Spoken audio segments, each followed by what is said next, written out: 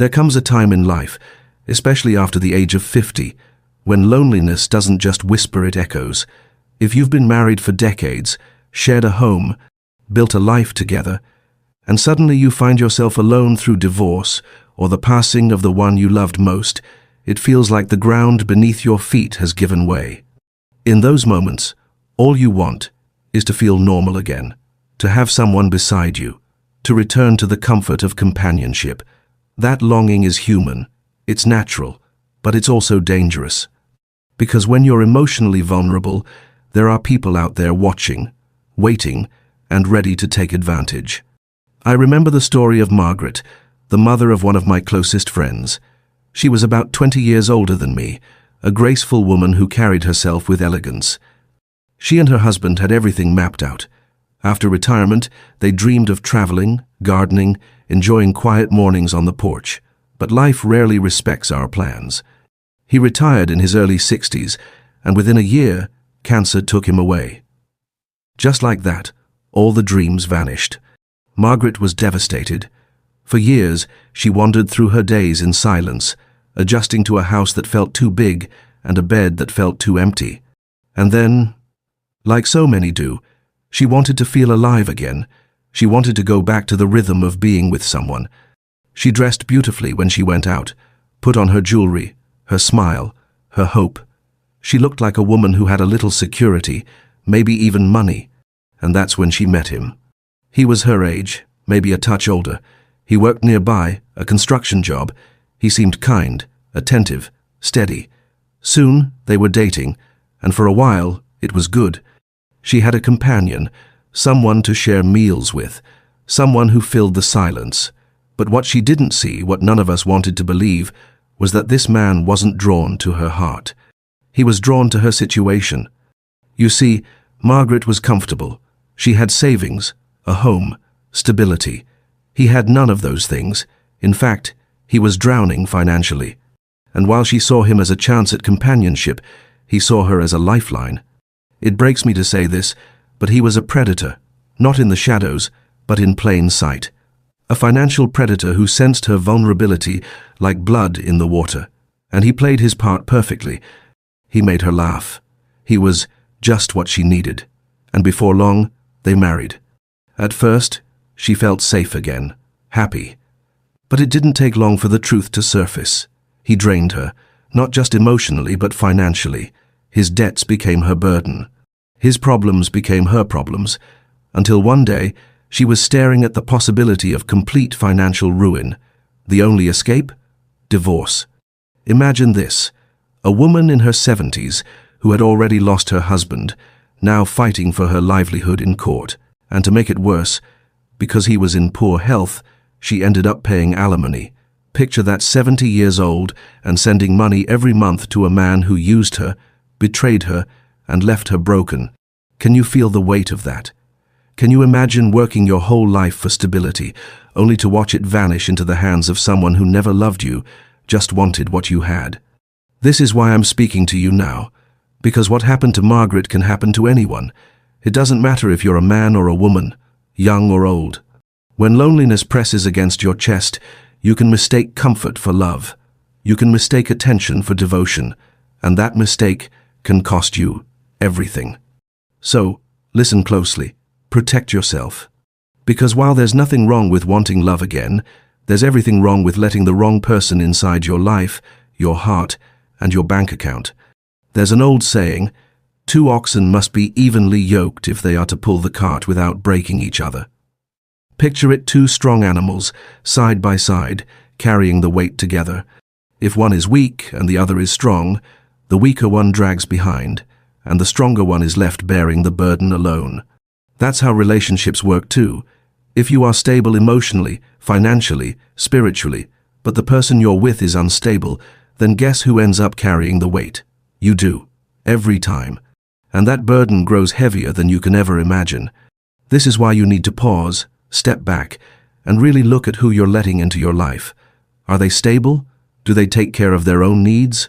Or are they constantly leaning on you for rescue?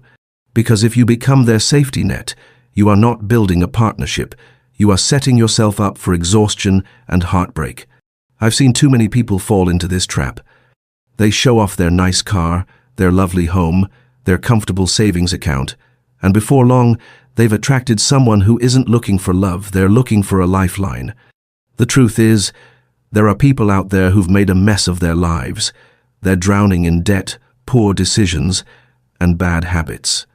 And when they see you standing steady, they think, perfect, this person can fix me, this person can save me, sides me. But you are not a savior. You are not responsible for fixing another adult's chaos. You worked hard for your stability. Maybe your spouse sacrificed years to help you get here. Do not let someone sweep in and undo decades of effort with a smile and a sweet story. Here's the reality: you need to keep your eyes wide open, especially when you're vulnerable. After loss, after heartbreak, when you're craving connection, that's when you're easiest to fool. Predators know this. They're masters of sensing weakness. And when they find someone lonely, grieving, or desperate for companionship, they know exactly what to do. They love bomb. Have you heard of that term? Love bombing is when someone showers you with overwhelming affection, endless compliments, constant attention.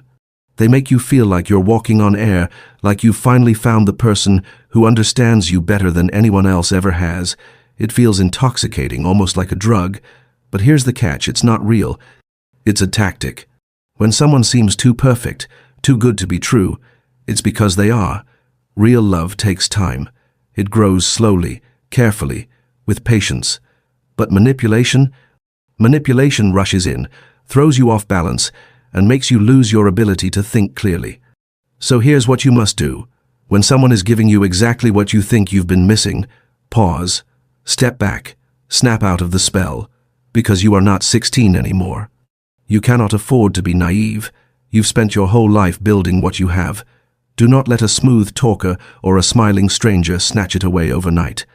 And please listen to the voices of people who care about you. If your children, your siblings, or your oldest friends raise concerns, don't dismiss them as being negative. They know you. They see things you might be too blinded to see. A true friend or family member will risk upsetting you if it means protecting you from harm. Honor that.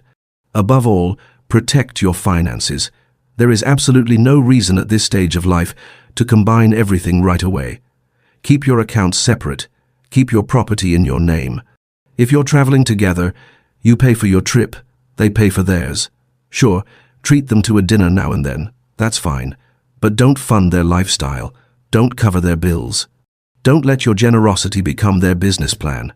Because here's the harsh truth: once money gets tangled up in a new relationship, it becomes nearly impossible to separate emotion from obligation. What starts as kindness quickly turns into resentment. And when that day comes, you'll wish you had drawn the line earlier. And if marriage ever crosses your mind again, do one simple thing: talk to a lawyer first. Protect yourself. Protect what you've built. Protect the future you deserve. There's no shame in signing agreements or setting boundaries. It's not about mistrust, it's about wisdom. As one older gentleman once told me, never give people the opportunity to do the wrong thing. That advice has never failed me, and it won't fail you either. Being alone can feel heavy, nights get quiet, holidays can sting, and sometimes loneliness whispers louder than reason. That's why so many people fall into traps. They mistake loneliness for love. They mistake kindness for trust. But listen carefully. Love is not desperation, and trust must be earned, not given away like a gift at the door. Remember Margaret? She thought she was finding comfort. Instead, she signed her life away to a man who only saw her as a solution to his failures. She ended up paying the price in ways she never imagined: financially, emotionally, even spiritually. At 70 years old, she was writing checks to a man who drained her of her security and dignity. That's not love, that's betrayal, and no one deserves that. So, here is the truth you need to carry with you. Being alone is not the worst thing. The worst thing is being with someone who uses you, manipulates you, and destroys what you've worked so hard for. Loneliness can be managed. Betrayal can break you. You've given decades of your life to building what you have: your home, your savings, your peace. Maybe your late spouse sacrificed just as much to ensure you'd be okay when they were gone. Don't let anyone stroll into your life and strip that away. You owe it to yourself and to the memory of those who loved you before to guard what you've built. That doesn't mean you can't love again. It doesn't mean you should close your heart forever. Companionship is beautiful. Laughter shared across a table, hands held during a walk, someone to talk with in the quiet of the evening. These are blessings. But they must come with eyes wide open. Ask yourself, what is this person really bringing into my life? Beyond the smiles and sweet words, what do they contribute? Are they a partner or a passenger? Are they giving as much as they take? Or are you the one carrying everything while they ride along? Relationships are transactional, whether we admit it or not.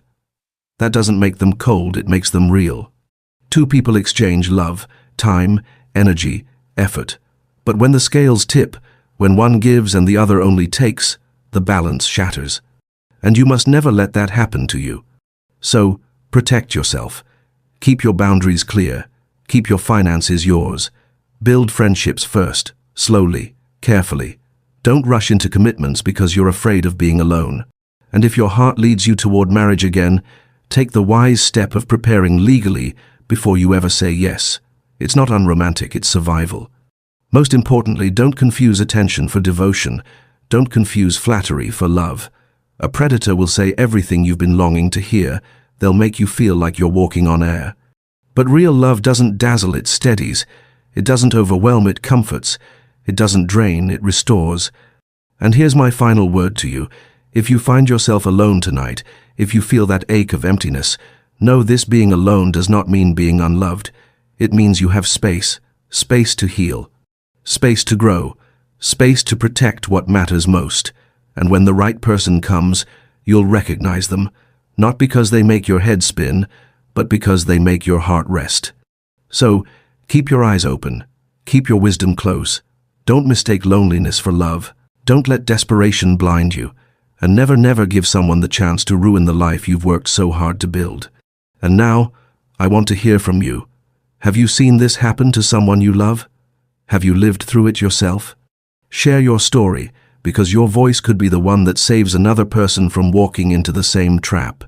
Because in the end, we're all in this together. We're all searching for connection, for love, for companionship. But the greatest love begins with protecting yourself,